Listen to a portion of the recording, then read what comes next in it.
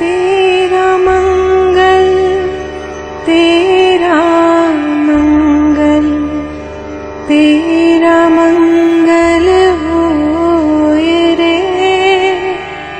सबका मंगल, सबका मंगल, सबका मंगल होए रे।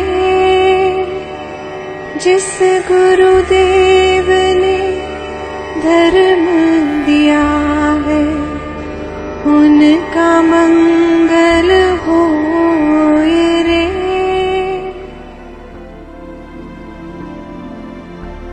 बेटी, बहन, पत्नी, बहू, फिर मातृत्व का सुखद अनुभव। मेरा और आप सब माओं का सफ़र, मेरी और आपकी कहानी। मेरी किताब माँ एक गृहिणी की जीवन यात्रा, जो घर परिवार और काम की जिम्मेदारियों को बाखूबी निभाते हुए अपने बच्चों में पारिवारिक मूल्यों और संस्कारों के बीज बोते हुए उन्हें सफल और जिम्मेदार इंसान बनाने के दायित्व के निर्वाह में अपना सर्वस्व दे देती है। मैं एक माँ हूँ जिसने धरती माँ से सीखा कि कैसे वो सारी सृष्टि को अपने अंदर समेटकर बारूद की बारिश को सहती है पर उफ नहीं करती। उस गंगा मैया से सीखा कि कैसे वो निश्चल प्रेम से अविरल बहती हुई रास्ते में आने वाले पेड़ पौधों को सींचते हुए अपने अस्तित्व को भुलाकर समंदर के आगोश में समा जाती हैं। मैंने भारत माँ से सीखा कि कैसे वो वसुधैव कुटुंबकम की सोच रखती है कि उसके जहन में संकीर्णता का भाव नहीं होता। मैंने दुर्गा माँ से विषम परिस्थितियों में अदम्य साहस और शक्ति का पाठ सीखा है। किसी ने सच कहा है कि परमपिता परमात्मा हर जगह मौजूद नहीं हो सकते, इसीलिए उन्होंने माँ को बनाया होगा। मैं आज सबसे पहले अपने देश के प्रधानमंत्री श्री नरेंद्र मोदी जी के भाव, जो उन्होंने अपनी माँ हीराबेन मोदी जी के 100 साल पूरे होने पर लिखे हैं, आपसे साझा करना चाहूँगी। प्रधानमंत्री जी ने लिखा है, आज भी जब मैं माँ से मिलने जाता हूँ तो हमेशा कहती है कि मैं मरते समय तक किसी की भी सेवा लेना नहीं चाहती। मैं अपनी माँ की इस जीवन यात्रा में देश की समूचे मातृशक्ति के तप, त्याग और योगदान के दर्शन करता हूँ।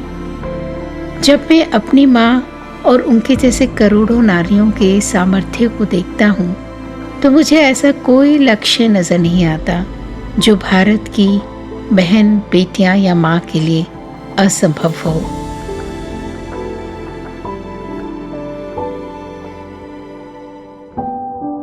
जीवन के इस पड़ाव पे मैं उस शीर्ष पर पहुंची हूँ जहाँ से मैं अपने अतीत और भविष्य दोनों का धरातल देख सकती हूँ।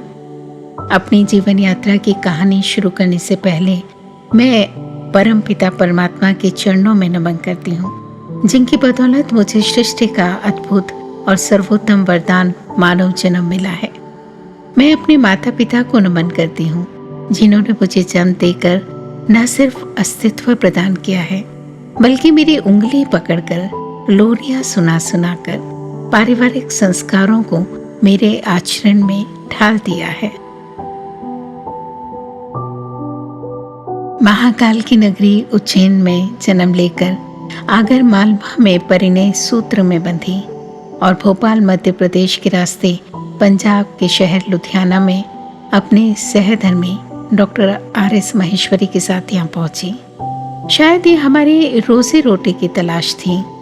साहिर का ये शहर लुधियाना अपनी भव्य इमारत और शानदार बाजारों की रौनक से अपने वैभव की दास्तान कहता है, तो वहीं शहर की तंग गलियां मशीनों की गड़गड़ाहट के बीच अपने अभावग्रस्त जिंदगी की कहानी भी बयां करती हैं। इस शहर का 1/4 हिस्सा मजदूरों का है, जो गरीबी और बीमारी के साथ साथ अभावग्रस्त जिंदगी भी जीते हैं। इन्हीं तंग और सकरी गलियों के बीच कभी रिक्शे में अपने बच्चों के साथ स्कूल जाते या गैस सिलेंडर की लाइन में लगते हुए या बैंकों की कतार में लगने से लेकर कई अंतर्राष्ट्रीय उड़ानों में, विश्व के सम्मेलनों में शिरकत करते हुए बहुत लंबा सफ़र तय किया है मैंने। मुझे याद है कनाडा के किंगस्टन शहर में मुझे पहली बार अंग्रेजी में भाषण देने का मौका मिला था, जहां विश्व के करीब 50 देश और तकरीबन 800 डॉक्टर, साइंटिस्ट, कैंसर के मरीज उसमें भाग ले रहे थे। मुझे कनाडा के ओंटारियो प्रांत की गवर्नर श्रीमती डायना से अपने विचार साझा करने का मौका मिला, जो मेरे लिए अविस्मरणीय पल है। विश्व की सफलतम महिलाओं में मैं जर्मनी की प्रधानमंत्री एंजेला मार्केल का नाम लेना चाहूँगी, ब्रिटेन की मार्garet थैचर, मदर टेरेसा, भारत की सफलतम महिलाओं में इंदिरा नूई, इन्फोसिस की डायरेक्टर सुधा मूर्ति, जिन्होंने अपने करियर के साथ साथ अपने बच्चों में संस्कार के बीज बोकर उन्हें कामयाब इंसान बनाया। मुझे आज भी याद है जब एक महिला सशक्तिकरण सम्मेलन के दौरान उस समय की राष्ट्रीय महिला आयोग की अध्यक्षा श्रीमती विभा पार्थसारथी से मिलने का सौभाग्य मिला। इन सफल महिलाओं ने मेरे जीवन की दशा और दिशा दोनों बदल दी। कहने को तो मैं एक हाउसवाइफ रही हूँ, जहाँ मैंने अपने परिवार के सभी बच्चों को पढ़ाया, घर गृहस्थी की जिम्मेदारियाँ भी मैं साथ के साथ उठाती रही, लेकिन इसके साथ मुझे अपने अस्पताल की जिम्मेदारियां भी उठानी पड़ती थी, जो कि मेरा शौक भी था और मेरी ज़रूरत भी थी। मेरे ससुर जी, आदरणीय बाबूजी हमेशा कहते थे कि अपने काम के साथ साथ हमें उन गरीब बेसहारा मरीजों की भी मदद करनी चाहिए, जो पैसों के अभाव में अपने इलाज से वंचित रह जाते हैं। इसी वजह से हमने 40 सालों से लगातार 600 से ज़्यादा मुफ्त मेडिकल कैंपों का आयोजन किया, जिनकी व्यवस्था की जिम्मेदारी मेरी ही होती थी, चाहे वो दवाइयों का इंतज़ाम हो, मैनेजमेंट देखना हो या खाने पीने का इंतज़ाम करना हो। इन मुफ्त चिकित्सा कैंपों की वजह से ही मेरे पतिदेव डॉक्टर राधेश्याम माहेश्वरी को भीलवाड़ा में अंतर्राष्ट्रीय माहेश्वरी सम्मेलन में 2007 में हेल्थ एक्सीलेंस अवार्ड मिला। इस सम्मेलन में हमारे समाज की श्रीमती राजश्री बिरला, बिग बाजार के किशोर बियानी, श्री सिमेट के हरिमोहन जी बांगड़, हमारे ही परिवार के श्री रमेश चंद्र जी लाहौटी, मुख्य न्यायाधीश भारत सरकार, मुख्य अतिथि के रूप में सम्मिलित हुए थे। इस सम्मेलन में 20,000 से ज़्यादा माहेश्वरी समाज के लोग एकत्रित हुए थे। मैं आज इस अवसर पर हमारे समाज के सुप्रसिद्ध उद्योगपति श्री घनश्याम दास जी बिरला को भी नमन और वंदन करना चाहूँगी, जिन्होंने 1934 में अपने पुत्र श्री बसंत कुमार जी बिरला को एक प्रेरणादायक पत्र लिखा था, जो आज भी युवा पीढ़ी का मार्गदर्शन कर रहा है। आप सबको मालूम ही है कि बसंत कुमार जी बिरला जी की धर्मपत्नी श्रीमती सरला बियानी जी आप ही के शहर अकोला से ही है। जब मेरे बड़े बेटे गौरव को सुपर स्पेशलिटी गैस्ट्रो सर्जरी में भारत के सर्वश्रेष्ठ अवार्ड से नवाजा गया, उस समय इस माँ की खुशी की कोई सीमा नहीं थी। मुझे याद है कि जब मैं अपने छोटे बेटे वैभव के कॉन्वोकेशन प्रोग्राम में कार्डिफ यूके गई थी, वहाँ की भव्यता मेरे लिए बहुत अद्भुत और अलौकिक थी। भतीजे, भतीजी, भांजे जो कि मेरे पास आकर रहे, पढ़े और वो सब आज कामयाब इंसान हैं। देवरानियाँ, बहुएं, भाभियाँ जो विभिन्न परिवारों के संस्कारों के साथ हमारे परिवार में शामिल हुई और समरस होकर दूध शर्करावृत घुल मिल गई है। ननंद नंदोइयों ने भी हमारे परिवार का मान सम्मान हमेशा बढ़ाया है। सबकी अनुकूलता ने ही हमारे परिवार को गौरव प्रदान किया है। मेरे स्टाफ के लोग भी जो हमारे यहाँ से काम करने के बाद देश विदेश में जाकर बस गए हैं, वहाँ से फ़ोन करके चरण स्पर्श, पैरी पोना मैम कहकर आशीर्वाद लेते हैं, तो मुझे बहुत फ़ख्र महसूस होता है।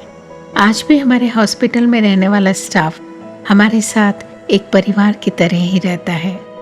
यहाँ उपस्थित सभी माँओं और युवाओं को मैं संदेश देना चाहूँगी कि संयुक्त परिवार को कायम रखने में हमेशा अपना योगदान दें, क्योंकि मुसीबत के समय सिर्फ परिवार ही काम आता है। अपने रीति रिवाज को अपने परिवार के साथ मनाएं, क्योंकि तीज त्योहार की खुशियाँ न सिर्फ ताजगी देती है, बल्कि हमारा मानसिक तनाव भी दूर करती है।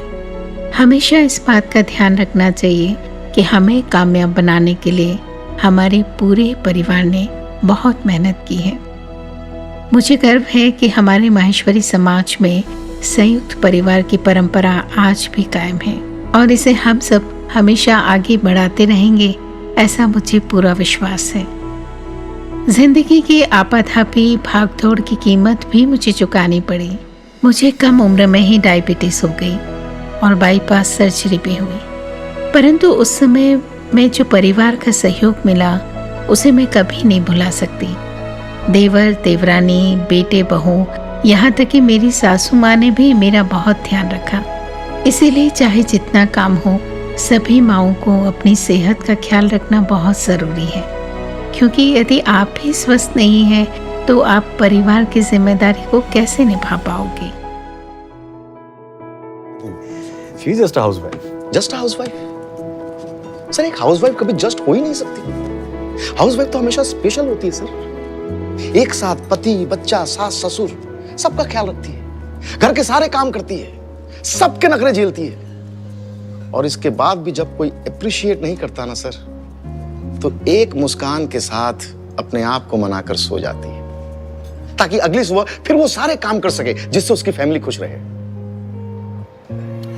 एक दिन अगर ये हाउसवाइफ छुट्टी ले लेना सर, तो सब कुछ रुक जाएगा। रुक क्या जाएगा, सब कुछ बिखर जाएगा। वो एक औरत है, लेकिन उसके 10 हाथ होते हैं। एक हाउसवाइफ अपने आप में दुर्गा होती है सर, दुर्गा।